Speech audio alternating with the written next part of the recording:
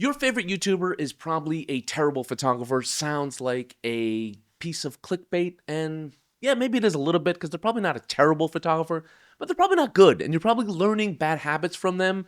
And this is like a rant I do once a year, and I need to do it because I have my online classes sometimes, I have my workshops, and I get these photographers that come to me and they've got all these bad habits, and I've got to like untrain these habits out of these people. And this is gonna sound like I'm some bitter photographer who doesn't have enough subscribers or is mad that their YouTube channel is not successful. Couldn't be farther from the truth. I'm a photographer first. That's my passion. My second passion is teaching. I love teaching photography. That's why I started this channel. Let's be clear, I don't need attention or validation. I like this channel. I like to profit from it sometimes, but I make a very good and comfortable living from my photography. I shoot commercial assignments all over the world for major brands. I own a production company with my wife. We have a full-time staff. That's not a flex. There's people that are doing way better than me. It's just context. I don't need YouTube for my income. I do this because I care about photography and I care about the people who truly want to learn. So before you start attacking the keyboard, before you start attacking me, that's where I'm coming from today. And you might not even like my photography. You might not like me. That's also okay too. And the people that I'm referencing today, I'm not talking names, not naming names. That's not my style. I'm not saying they're bad people. And I'm not saying you can't learn things from some of these YouTubers either, but let me explain where my frustration comes in. Just hear me out. I'll get links on my YouTube. I'll get links even from some of my students, and they'll link to like a popular YouTube photographer who's traveled through Vietnam or testing a Leica, and they're like, these photographers are breaking down their own work. And sometimes it's good, but like 9 times out of 10, it's just bad. Not like my taste bad, it's objectively bad. It's like basic composition, terrible lighting, no soul in the image, no moments. And yet the audience like laps it up because they have this big following, because their videos are well shot, because their videos are shot in a more creative way than their photography is shot. And that's probably because they're spending more time on their videos on photography. And that's also okay. If you run a YouTube channel, that's probably what you should do. If you make your income from YouTube, that's probably what you should do. You probably shouldn't follow my style for how you make a YouTube video because I don't have a ton of subscribers. And really, what would I say? It's like, oh, one light here and a fat, ugly guy talking to the camera who sometimes cuts in, sometimes cuts out, and every once in a while uses like an Osmo for B-roll. So yeah, like don't follow me if you want to have a successful YouTube channel, but follow me if you want to learn about photography. I have the skills, I have the background, I have a point of view, I have the experience. I've talked about this a million times. I say it in my intro, you guys are sick of it. I've shot over 100 assignments around the world for the New York Times. I shoot for global brands, and I've been doing it for 20 years. And the reason it frustrates me is because I'll see my students, they'll look at this work and they'll say like, oh, like, yeah, it's pretty good, right? And they'll aspire to do it, and they'll follow that photographer's breakdown of how they got the shot. Like they stood there for a second and got a shot with like a ton of empty space, and it's not even shot at nice light, and there's no moment. It doesn't really bring you to Vietnam or bring you to that place.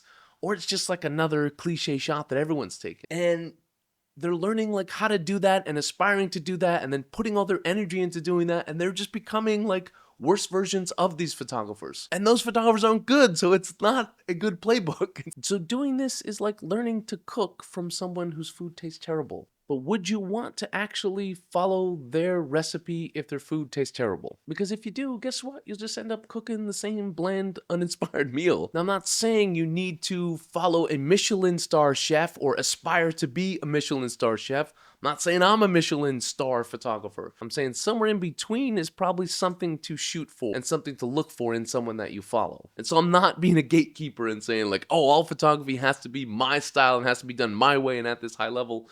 No, but a lot of you out there, at least a lot of my audience, you want to improve. You're inspired to improve. You have the passion to improve. That's why you're coming to my channel. That's why you're taking my classes. Some of you, that's what you're looking for in YouTube. And you can improve, but you won't improve if you just keep following people that aren't good. It's bad to say, but it's honest and simple. And I know every time I do this, the younger generation gives me backlash.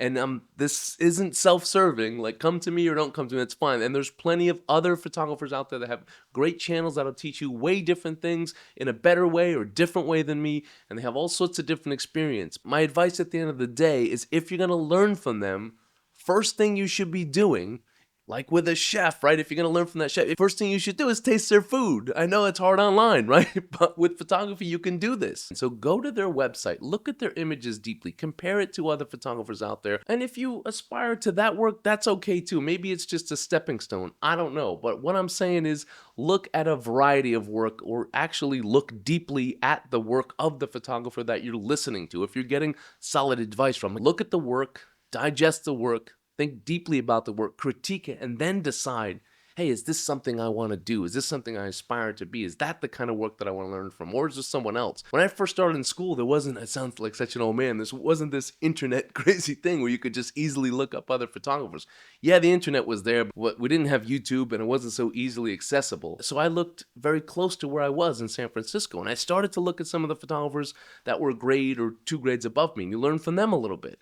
And it was like, yeah, okay, like they were pretty good. And then I started to look in the Bay Area. I'm like, oh, these guys are okay. But when my mind was really blown is when I started looking worldwide. And I started looking at these global photographers shooting stuff that I wanted to shoot. Like, not everyone wants to do this, but I started looking at New York Times photographers, Time photographers, Magnum, the Collective 7. I started looking at all these different photographers on a global scale. And I said, yeah, that's the kind of work that I aspire to shoot, and that's what I want to do. And I started to learn from them. And so you guys should do the same. Keep looking, keep growing, but don't always be fooled by what's splashy on YouTube, or who has a big subscribership, or who's just fun to look at and fun to watch.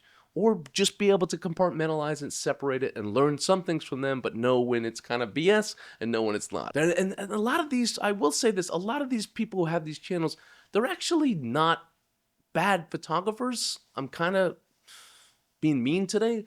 Some of them actually have a lot of talent, but the work they're showing you and how they got that work isn't good, because you just can't do it that way. If you're putting in 5 minutes to get a shot and an hour to film the video, well, the video is going to be good, the photography is going to be crap. But if you really put in the time in to get the shot, you won't be able to film, most likely, step by step. That's why you don't see a lot of my videos really in the moment. I've got to talk about it afterwards, because I need to be hyper focused in that time to get compelling images, to get a compelling story, to capture a moment. I have to be focused on that, not talking to the camera like, hey guys, come over here. I've done quick videos like that, sure, but I'm just saying something in depth, something with meaning. Just not going to happen. So that's my rant for today. That's my advice for today. Take away from it what you will. I'm not a better photographer. I do just fine with my photography. I just also love teaching. And I just like to help you guys, and that's my motivation. If you're interested in more help, I do have my Ask Mott channel. Got my Northern Vietnam photography workshop in March. We got another workshop at the end of the year in Central Vietnam. If you can't make it all the way out here to Vietnam, I've got online classes where I talk like this to you. I push you hard. I give you direction, hopefully motivate you, and hopefully help you produce the kind of images that you want to produce. That's open to people all over the world, all skill levels, interested in all genres. You can check all that out at askmott.com. Thank you guys for tuning in. Don't forget to like, share, and subscribe, and don't forget to have a wonderful day.